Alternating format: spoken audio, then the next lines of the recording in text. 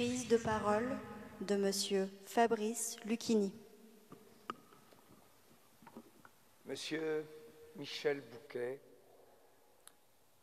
Monsieur l'immense Michel Bouquet, mon cher Michel, ta disparition va laisser un immense vide dans cette famille d'acteurs dont tu étais le représentant le plus singulier, le plus étonnant. Jean-Pierre Marielle me disait souvent, il est le plus grand de sa génération. C'est le plus grand acteur de notre époque, disait Marielle, qui était lui aussi un grand acteur.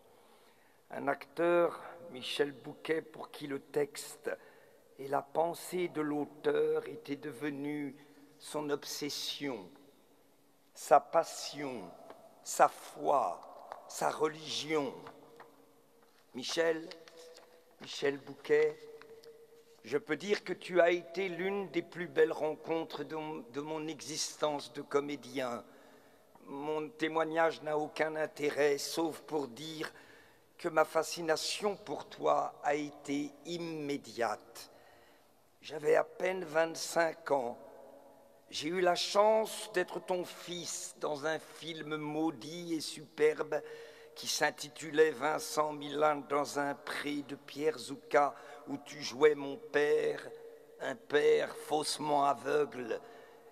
Et tu as été d'une telle courtoisie, tu as été d'une telle chaleur, tu as été d'une telle bienveillance, d'une simplicité inouïe. Les mots ont perdu leur sens dans l'époque que nous traversons. Les gens emploient le mot génial pour rien, pour des repas, pour des mobylettes. Mais tu étais un génie.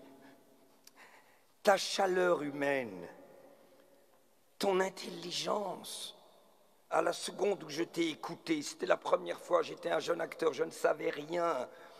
Ma réplique est arrivée simplement. Comment ça se fait face à un immense acteur que j'ai pu te répondre? Pourquoi?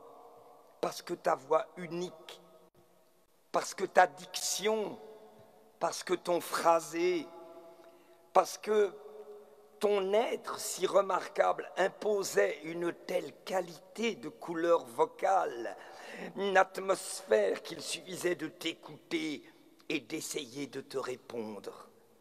Après, j'ai découvert, Michel, en plus de tout, ta drôlerie, ta singularité, la drôlerie dont on ne parle pas souvent en parlant de toi. On a préférence, on a plus l'habitude de cette rigueur, mais tu étais extrêmement, tu avais un esprit incroyable, Michel.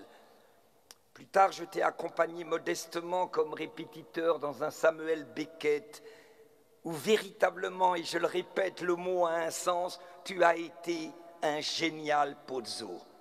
Je dis génial parce que une de tes vertus est que tu étais l'interprète évidemment le plus exceptionnel de Molière, mais aussi de Pinter, de Thomas Bernhardt, de Beckett et évidemment au tout début de Jean Anouilh.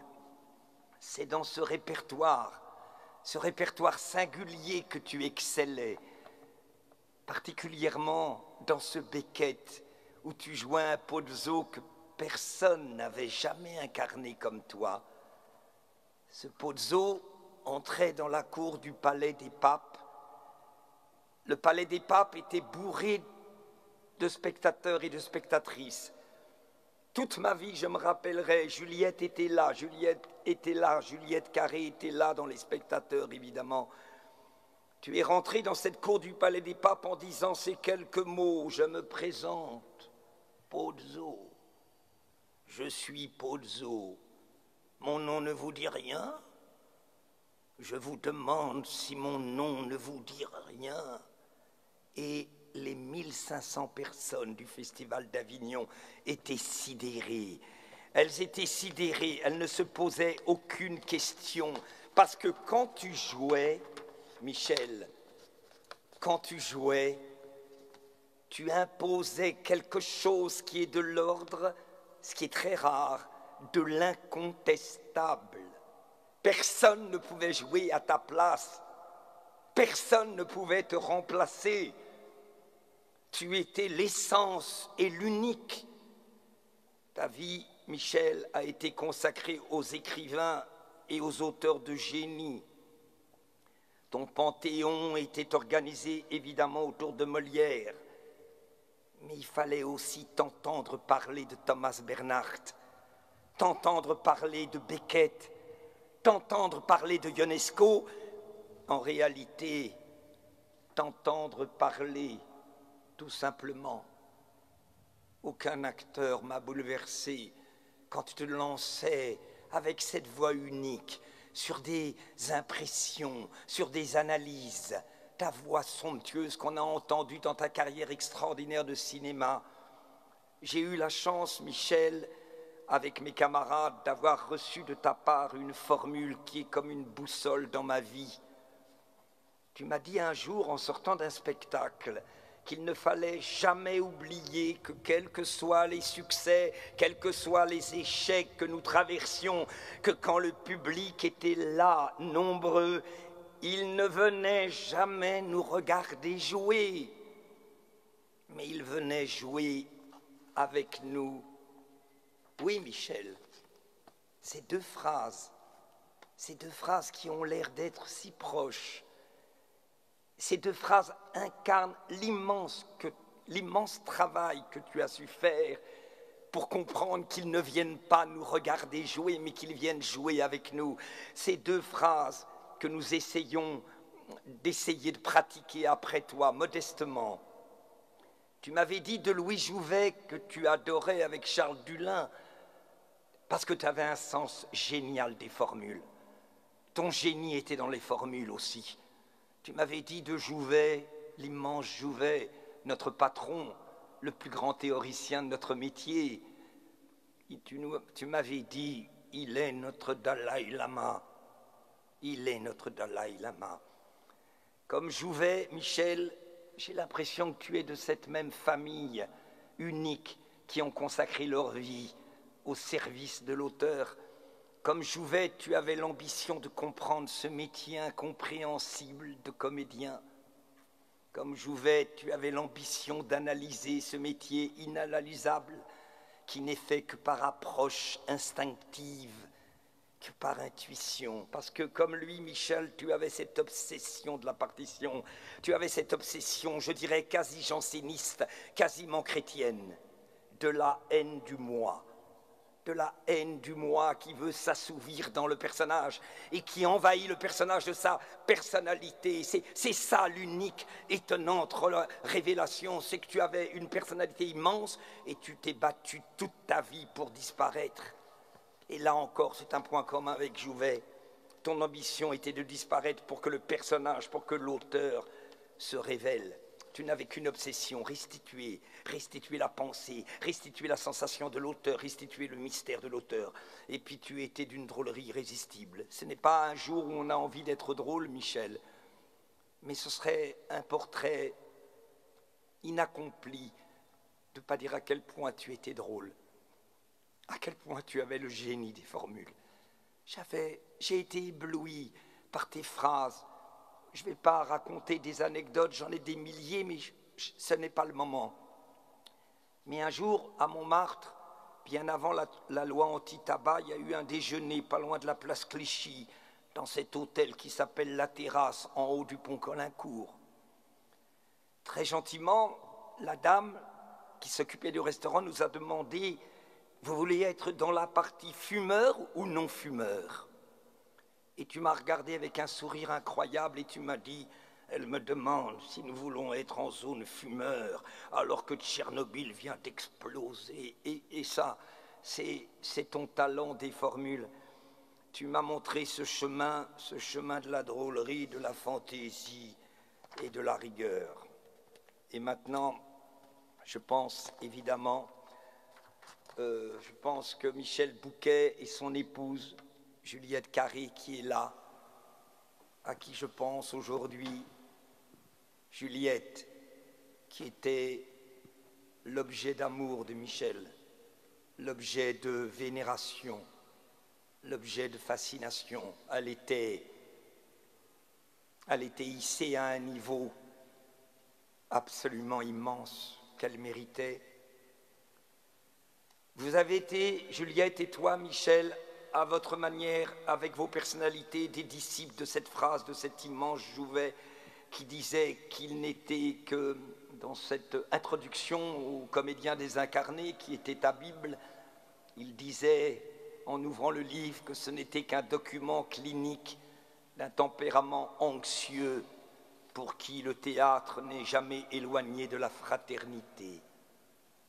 En plus de tout, Michel, tu as été un très grand professeur, un immense professeur de théâtre comme Louis Jouvet. Et maintenant, je vais passer la parole à une de tes élèves, Madame Muriel Robin. Merci, Michel. Adieu, Michel. Ton souvenir sera éternel, car ta voix est éternelle.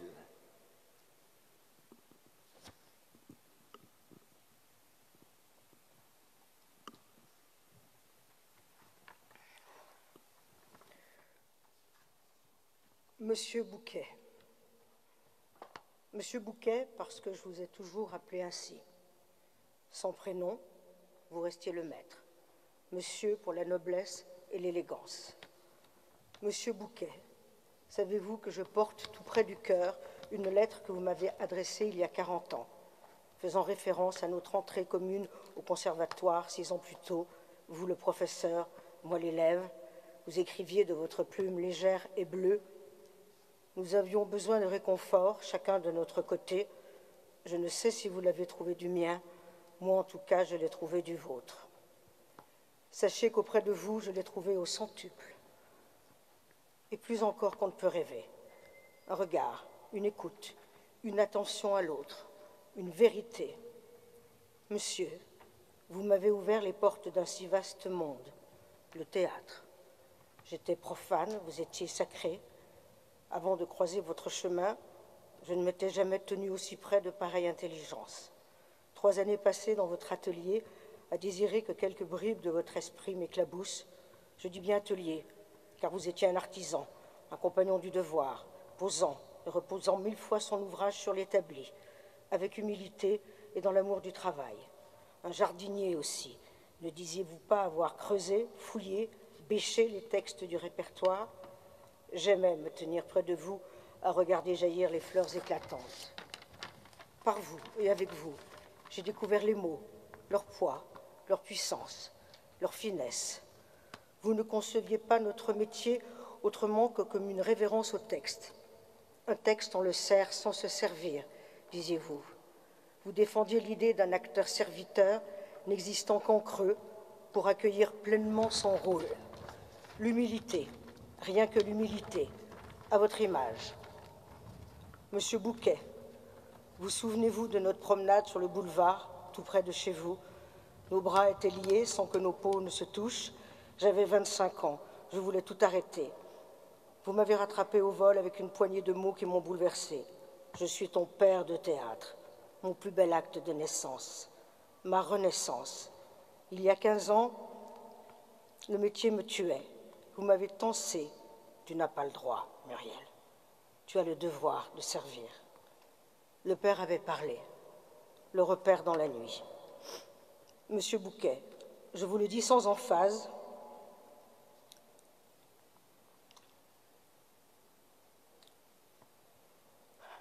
vous m'avez sans doute empêché de mourir et plus encore donné à vivre. Votre tendresse, teintée de pudeur, votre bonté ne me quitteront jamais. Cette façon que vous aviez d'effleurer ou de prendre mes mains, d'enfermer mon visage entre les vôtres, alors j'étais la plus forte du monde. Rien ne pouvait m'arriver puisque j'étais entre vos mains savantes, travailleuses, de velours de théâtre. Je souhaite à tous les comédiens du monde de croiser un jour la route de Monsieur Bouquet, un maître capable de vous alléger le pas et d'emplir vos cœurs de l'amour du théâtre et vos mains des outils les mieux affûtés. Je crains pourtant que vous ne soyez partis en omettant de nous laisser le moule de votre savoir-faire et celui de votre élégance. la grâce et l'esprit passent rarement le mur de la transmission. Hier, je lisais dans un des nombreux hommages qui vous sont rendus que votre collaboration avec Camus vous avait bouleversé. Je suis rentrée chez moi sur des échasses qui m'ont été nécessaires toute ma vie, disiez-vous. Ainsi, je comprends mieux pourquoi j'ai toujours vu en vous un géant. L'heure de prendre congé de vous est venue. Très haut sur vos échasses, la tête dans les nuages, vous vous éloignez doucement. Le ciel est à ce prix. Je n'achèverai pas cette dernière lettre sans vous assurer que je veillerai sur Juliette, votre aimée de toujours, de la façon délicate dont vous avez veillé sur moi. Les 3 coups retentissent, le rideau se lève, le roi se meurt. Pas vous, pas toi, non, surtout pas toi. Je t'embrasse de toute mon âme.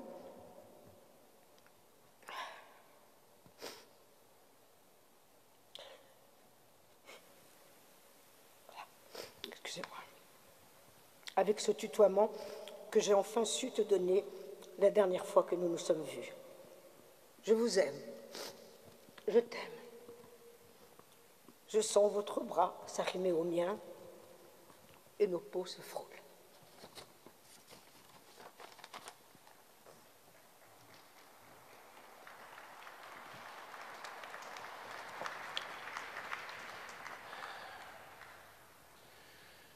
Michel,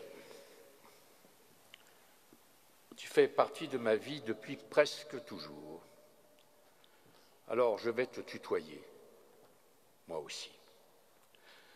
Adolescent déjà, j'avais été frappé par ta façon si personnelle d'incarner l'autre, avec une tessiture minimaliste, presque janséniste, qui pouvait en un instant faire éclater une puissance insoupçonnée, presque baroque, mais toujours proférée avec la plus grande des vertus, la rigueur. Tu as souvent dit que l'art dramatique est une science. Et tu as raison. C'est une science. Et cette science, tu l'as apprivoisée, maîtrisée, toujours, mais avec ce but suprême chez toi qui dit que cette science n'est que le plancher qui sert à s'élancer vers un imaginaire qui peut faire de nous des poètes et donc devenir des artistes. Servir et pas se servir était ton credo, ta profession de foi. Jouer était une nécessité intime. C'est une angoisse affreuse, disais-tu, mais c'est aussi le moyen de vivre quelque chose que l'on ne vivrait pas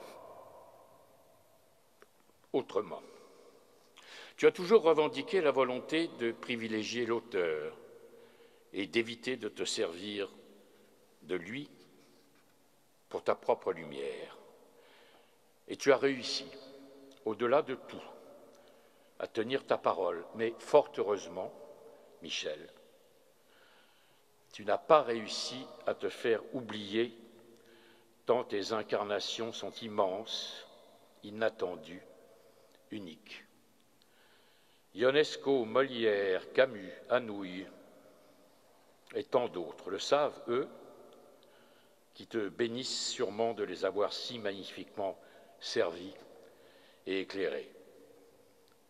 Je n'ai jamais été ton élève, à l'âge où l'on est en principe un élève, mais dans nos métiers, le temps, ce temps si cruel qui passe si vite, fait parfois bien les choses.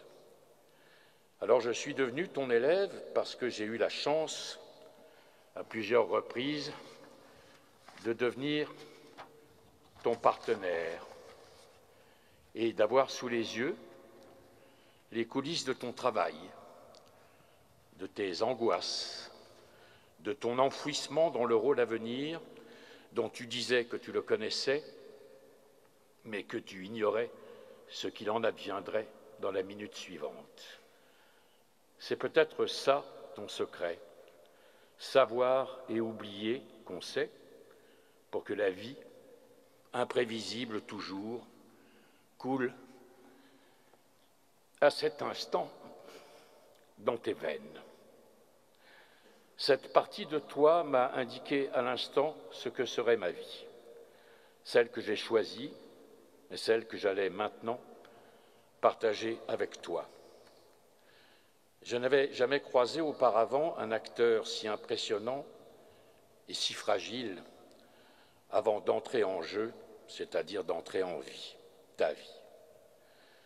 Tu restes pour moi un être familier et mystérieux, et je chéris ce mystère que je ne déchiffrerai sans doute jamais, mais qui est devenu une sorte de but à atteindre pour moi. Ce professeur éphémère que tu as eu la grâce d'être pour moi est dans ma valise d'acteur. Je l'emmène avec moi, je t'emmène avec moi, parce que je sais que tu fais semblant d'être parti. Michel, tu es le théâtre, et le théâtre ne meurt jamais.